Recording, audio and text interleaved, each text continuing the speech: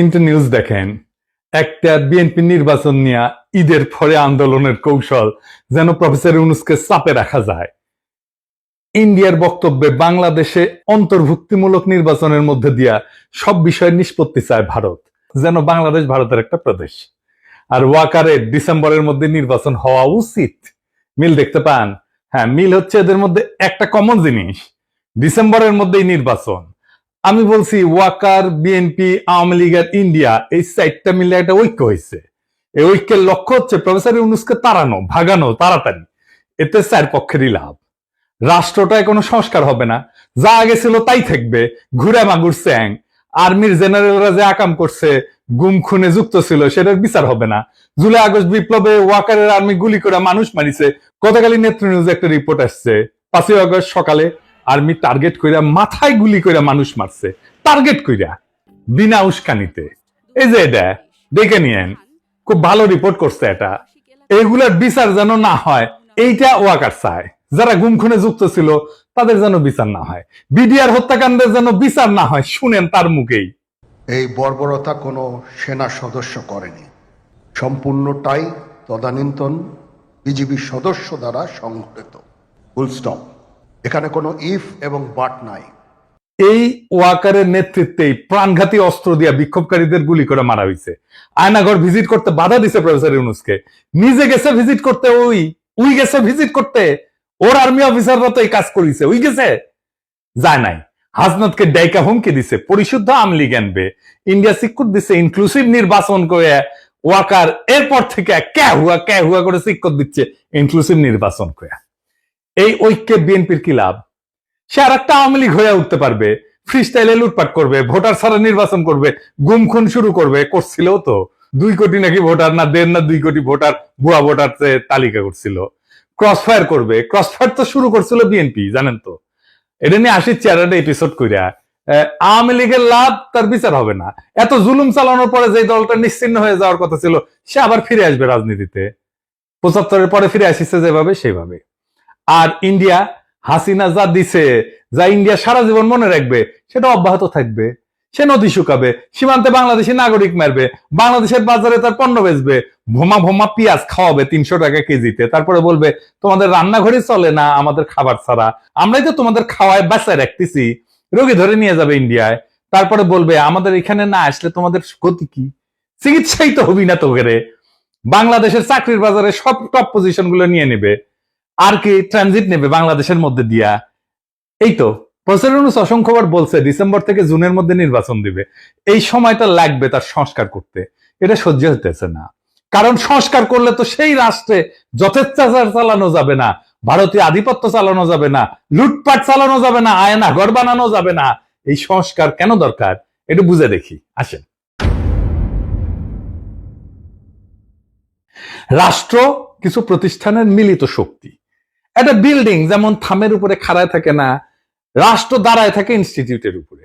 যেমন ধরেন আদালত একটা ইনস্টিটিউট বা প্রতিষ্ঠান, আমলাতন্ত্র বা ব্যুরোক্রেসি একটা প্রতিষ্ঠান, মিডিয়া একটা প্রতিষ্ঠান, সেনাবাহিনী একটা প্রতিষ্ঠান, পুলিশ একটা প্রতিষ্ঠান, এমনকি বাজার একটা প্রতিষ্ঠান, অর্থনৈতিক ব্যবস্থা একটা প্রতিষ্ঠান, শেয়ার মার্কেট একটা প্রতিষ্ঠান, নির্বাচন কমিশন একটা প্রতিষ্ঠান।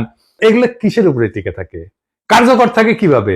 একটা জিনিসে, একটা মাত্র জিনিসে এগুলো কার্যকর থাকে, সেটা হচ্ছে ট্রাস্ট বা বিশ্বাস।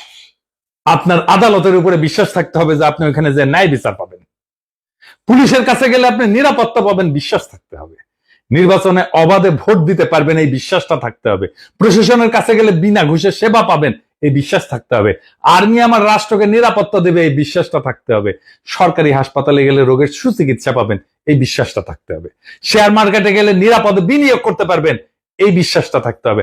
বাজারে স্বাস্থ্যসম্মত নিরাপদ পণ্য পাবেন সুলভে, এই বিশ্বাসটা থাকতে হবে। তো আপনি কি এইগুলা পান? পান না। আপনি ভোট দিতে পারেন? পারেন না। ঘুষ ছাড়া ফাইল নড়ে না। বাজার ফাংশন করে না। আপনাকে চাঁদা দিতে হয় ব্যবসা করার জন্য। ব্যাংকে টাকা রাখলে লুট হয়ে যায় সেই টাকা। শেয়ার মার্কেটে আপনার টাকা লুট হয়ে যায় বছরের পর বছর। ওয়াকার বলে আর গুলি চালাবে না সেনাবাহিনী, আর সেই দিনই নিরস্ত্র শান্তিপূর্ণভাবে বিক্ষোভ করা মানুষকে টার্গেট করে মারে ওয়াকারের সেনাবাহিনী। তো বিশ্বাস আছে? থাকে না। যে সেনাবাহিনী দেশ রক্ষা করার কথা, সে আয়না ঘর বানায় ক্যান্টনমেন্টের মধ্যে, সেখানে পশুর মতো বন্দি করে রাখে মানুষদের দিনের পর দিন। আর কত বলবো? তো এই বিশ্বাসটাই ডেমোক্রেসি।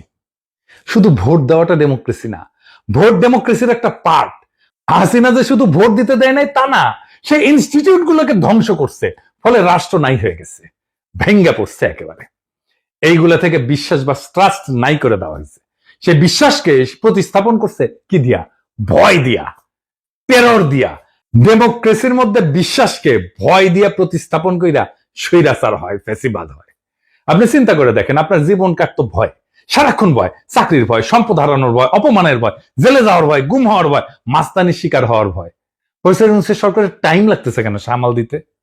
কারণ ভয় দিয়ে তো প্রফেসর ইউনূস শাসন করতেছে না, আর ইনস্টিটিউট গুলো তো দাঁড়ায় নাই। এই যে গ্যাপ, এই টাইমে রাষ্ট্র এই অবস্থাতেই থাকবে। সেজন্যই সংস্কার।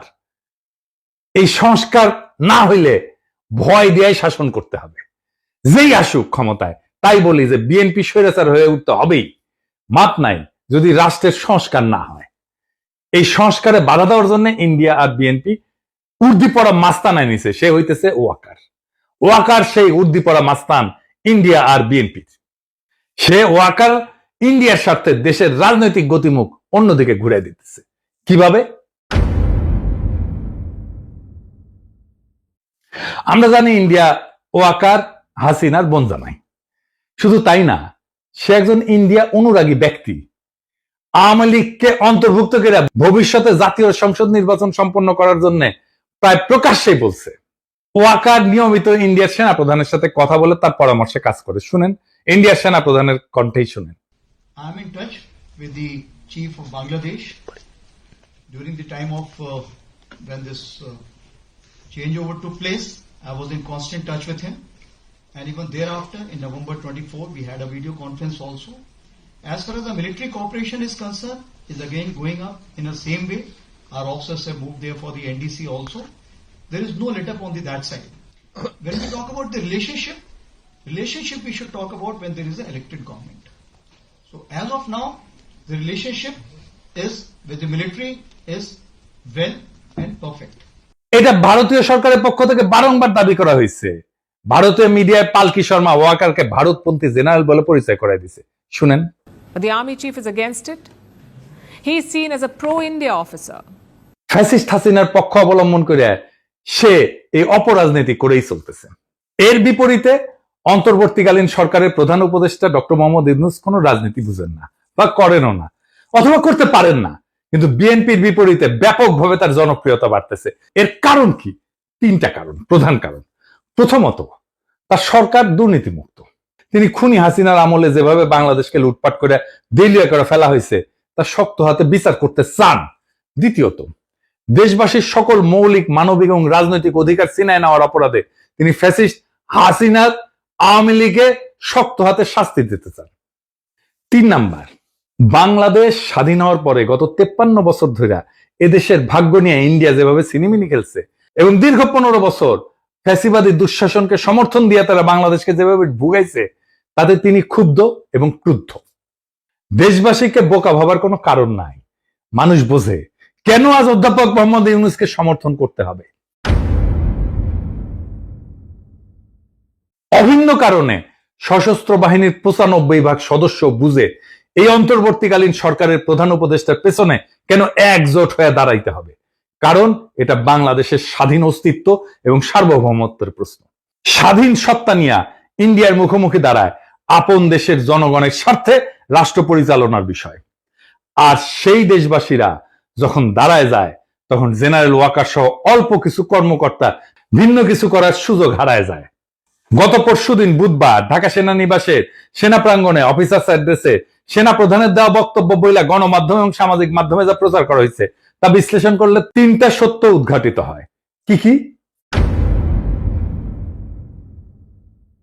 1 নাম্বার, ফ্যাসিবাদী দল আওয়ামী লীগের কার্যক্রম নিষিদ্ধ হওয়ায় জেনারেল ওয়াকার সহ তার ঘনিষ্ঠ সহযোগীদের ছোট্ট গ্রুপটা খুবই বিক্ষুব্ধ হয়ে পড়ছে।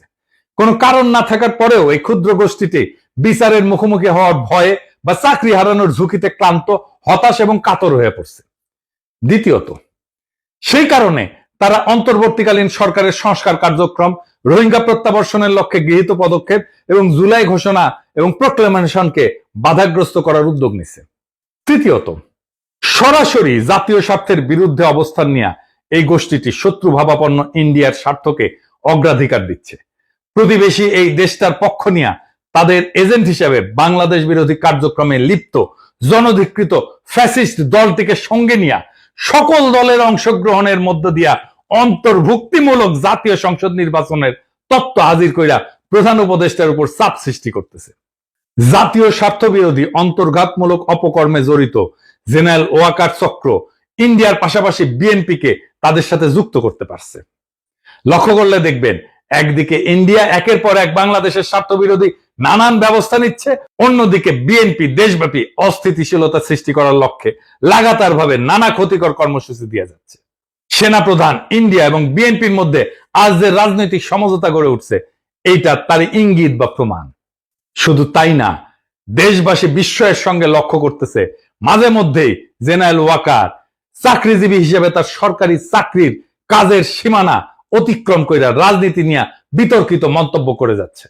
তার পছন্দের নিষিদ্ধ দলটার পক্ষ অবলম্বন করে সশস্ত্র বাহিনীকে অপব্যবহারের চেষ্টা চালাচ্ছেন, যা ফ্যাসিবাদের অন্ধকার যুগে কখনোই তাকে করতে দেখা যায়নি। ফ্যাসিবাদের অন্ধকার যুগে কখনোই সে সরকারের উপরে চাপ সৃষ্টি করে নাই। তিনি তখন খুনি হাসিনাকে সেবা দান এবং ঘাতক, হন্তারক এবং লুটেরাদের ক্ষমতা নিরঙ্কুশ এবং চিরস্থায়ী করার কাজে ব্যস্ত ছিলেন।